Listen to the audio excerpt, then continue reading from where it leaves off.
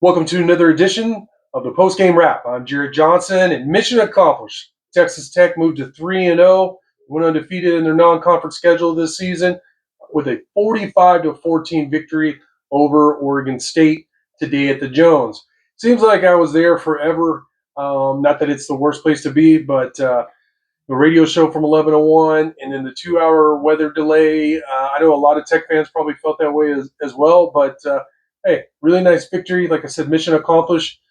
Coach McGuire mentioned in his press conference that this is the first time as a head coach he's been 3-0 in non-conference. So obviously it's a lesser or weaker non-conference schedule than in previous seasons, but still mission accomplished. And I think mission accomplished in terms of, and again, McGuire said this in his press conference, but the defensive line is who we thought they were or thought it was going into the season. I mean, completely dominant. The first team offense hasn't given up a point yet. Mighty Joe was the first person to bring that to my attention in the press box. I think all the points they've allowed this year have been in the fourth quarter, meaning backups on defense for Texas Tech. It really shows you the return on investment that Texas Tech is getting out of that defensive line. I mean, there were times where the entire defensive line got pressure on the quarterback like immediately after the ball was snapped, to the point that I thought a couple of times that Oregon State was running screens when they weren't.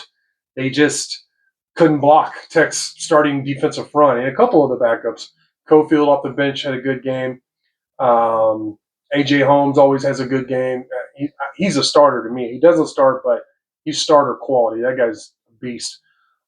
Speaking of beasts, Bryce Pollock had a really good game. You got to say with the two turnovers, um, you know, uh, he was the player of the game on defense. I mean, you got to tip the cap to the defensive line, creating constant pressure. But Pollock he led the team in tackles with 6, and he had 2 interceptions.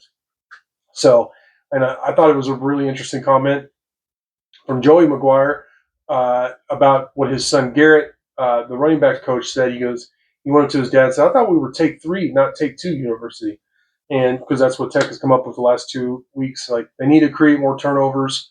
Um, I thought the offensive line play was up and down. So many penalties. There were times Bear Morton had all day. For real. I he could have sat back there all night long. But then there were plays where when they brought pressure that they got more pressure on Morton than he's seen. That's for sure. He took some big hits, and he had that interception. But hey, Bear Morton threw for almost 400 yards, 4 touchdowns to 4 different receivers. Seemed like everybody had a big game. Terrence Carter, Coy Aiken had another long touchdown. Caleb Douglas got his first touchdown. Jacoby Williams, the running back, he didn't have a great game as a runner, but as a receiver, I want to make sure I get this right. 7 catches for 91 yards and a touchdown. So what a weapon as a running back, as a receiver. Again, Coy Aiken had a really good game, 139 yards, had a long touchdown. Caleb Douglas had an explosive play for a touchdown. That was really nice to see. And Terrence Carter had a touchdown. Another really good game. Terrence Carter is who we thought he was going to be. I mean, I tweeted out, I've said on here, both Inside the Red Raiders and YouTube going into the season, this guy's he's a stud. He's a matchup nightmare for opposing defenses. So throw all that together, you're getting a lot of points scored. But and I'm not going to preview next week's game. I think Utah's still playing while I'm recording this, but that's going to be a monster matchup. If Utah is able to beat Wyoming, I think they were leading 10-3 last time I checked, or 10-0 last time I checked at Wyoming. So if they're able to beat Wyoming, that sets up. It's got you would think a top 20 matchup. Really nice Big 12 top 20 matchup early in the season. So that's really cool.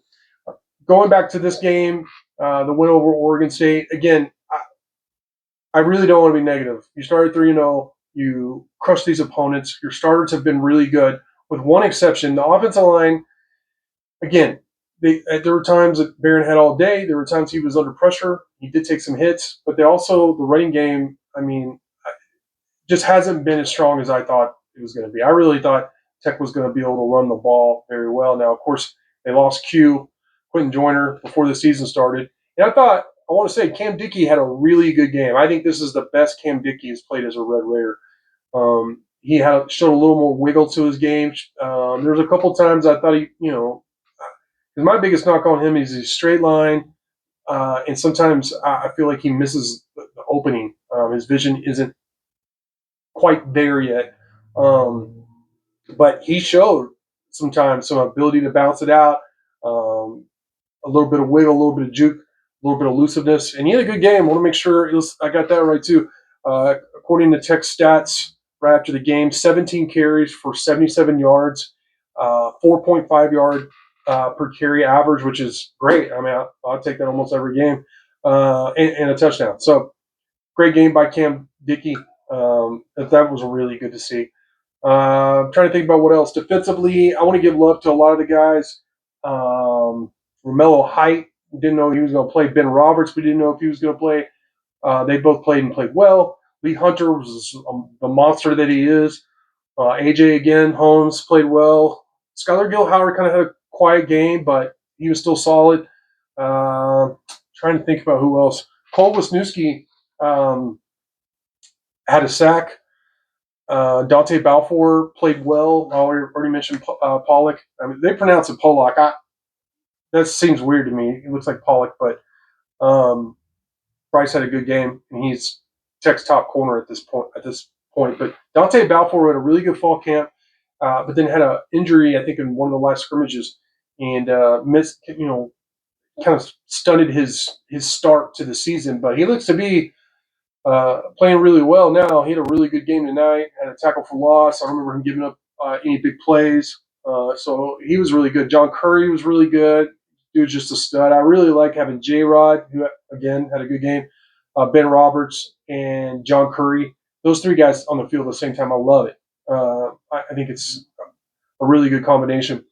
Trying to see who else had a good game. David Bailey had a sack. That guy's he seems to put pressure on the quarterback almost every straight drop back. I mean, it's unbelievable.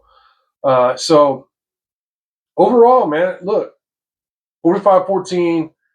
Joe McGuire, head ball coach, mentioned after the game that he was very proud and impressed by the team to be able to come back out and still, play well, played a high level with a lot of intensity and effort. I mean, they played one defensive series, got a 3-and-out, got the ball, ran 2 offensive plays, and then had a 2-hour break.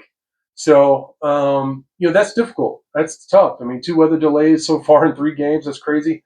But they were able to respond. And so far, for the most part, this team looks like what I thought they were going to be. There's a couple of little tweaks here that have been surprising, but not crazy. They have easily their toughest test so far in the young season. I mean, it could be the game of the regular season for Texas Tech this year, to be honest.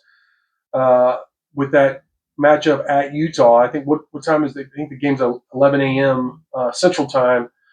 Like I said, in Utah, in Salt Lake City, should be a really good game and a tremendous opportunity for Texas Tech. So for now, that's all I have on Tech's big win, 3-0 start. We'll have more. My Joe and I are going to do videos this week, so we'll have more on the game, the win, and of course the upcoming matchup against Utah. But for now, I want to thank you for watching, and until